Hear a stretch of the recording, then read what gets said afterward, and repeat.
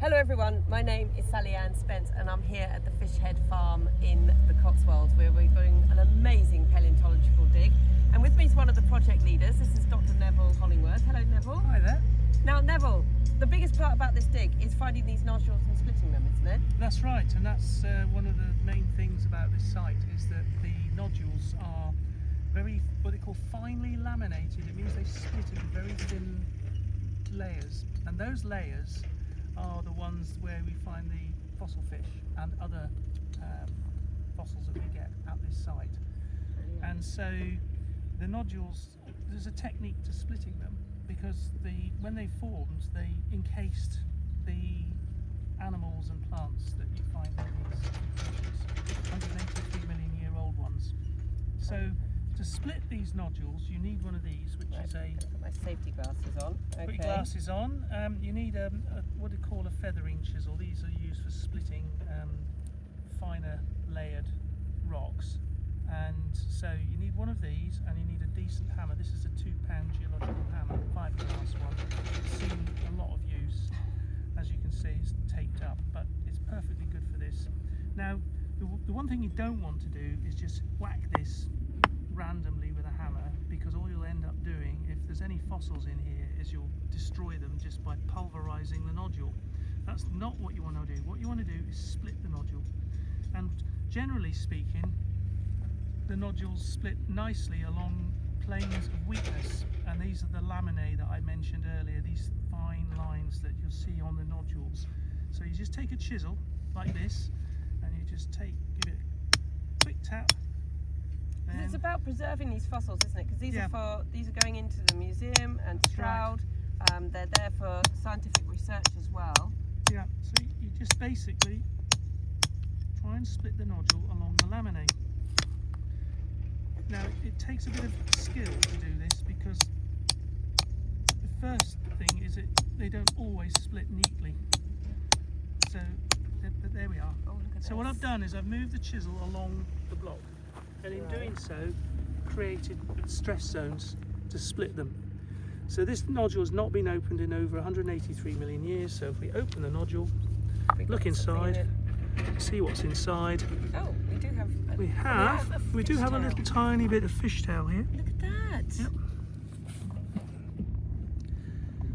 That is fantastic. There's also something else in this nodule that I've noticed, and if you can see on this side, there's edge of what I think is an ammonite.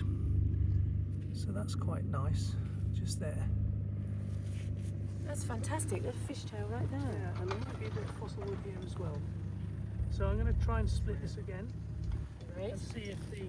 Thank you, Emily. We've got Emily working our camera. Thank you, that's good. So I'm going to split this again, see if I can split it. So I've done that. So here we go. I'm going to open this up. That's exciting. Wow! Oh, look at all of this. That is a mass of fossil wood, and there's fish poo, coprolite. I think there's an ammonite there. There's definitely a bit of fossilised wood here, and this is a mass of fish debris, fish scales and all sorts. Look at that, that's incredible. I think it's an ichthyosaur's dinner. Probably not. It's accumulated in a little sort of patch on the sea floor, and then the nodule formed around it. That's amazing though, isn't it? Yes. So remarkable, really. There's a bit of fossil wood there. Gosh, there's loads in there. I'll split it again, but this Absolutely time I'm going to use ammonites. the blunt end of the hammer. Sorry, not the blunt end. The other end of the hammer. You've split a lot of rocks over the years, Neville. Do you still have that initial excitement? Every nodule is different.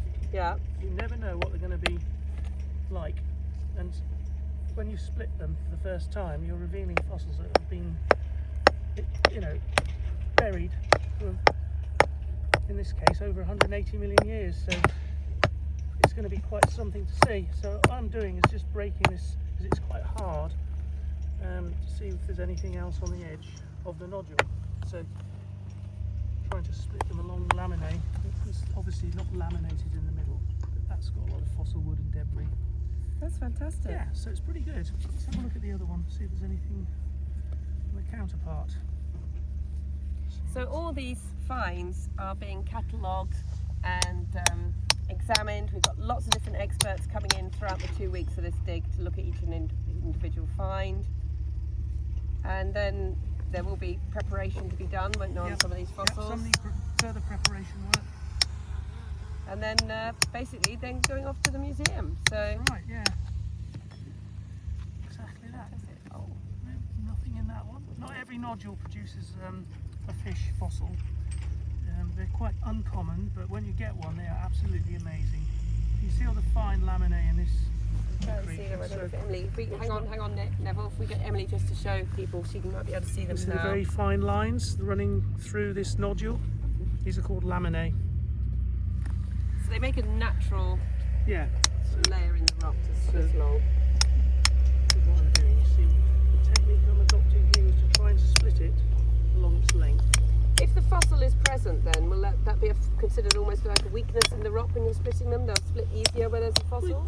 One would hope so, but it's not always the case. So there we go.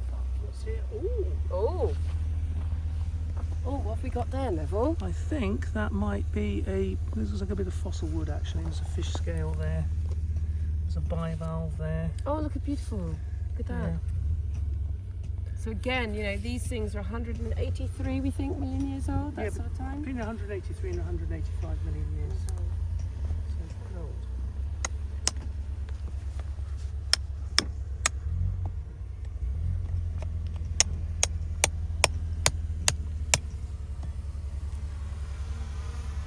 We've just got the drone above us right now. It's busy mapping the site and the changes. Yeah, so it's mapped every day so that we've got a continuous record of the way the beds have been exposed, and then we can map it all in. So very quickly, for those that have only just joined us, please watch our YouTube.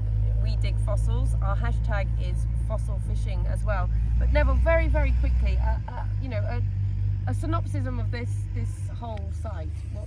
What's going on here, or what did go on here, roughly? Well, I've got to take you back in time. You very quickly take us back in time. 183 million years ago, this was covered in a shallow sea, or relatively shallow, or this area was a little bit deeper.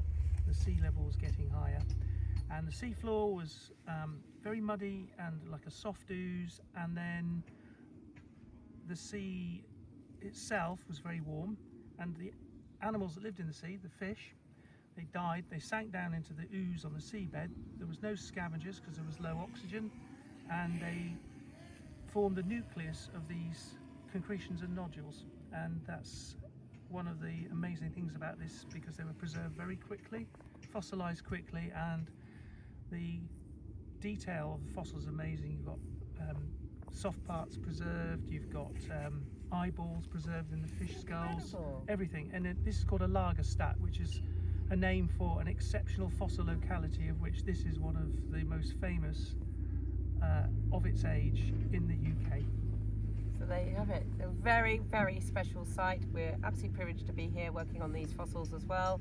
And thank you for showing us that, Pleasure. Neville. No worries. Sorry we didn't get our big fish, but No, we never still mind. found lots of I have wonderful to split things. a lot more nodules, Yes. but just demonstrating the technique. Brilliant. Thank you very much. Okay, no problem. Thank you.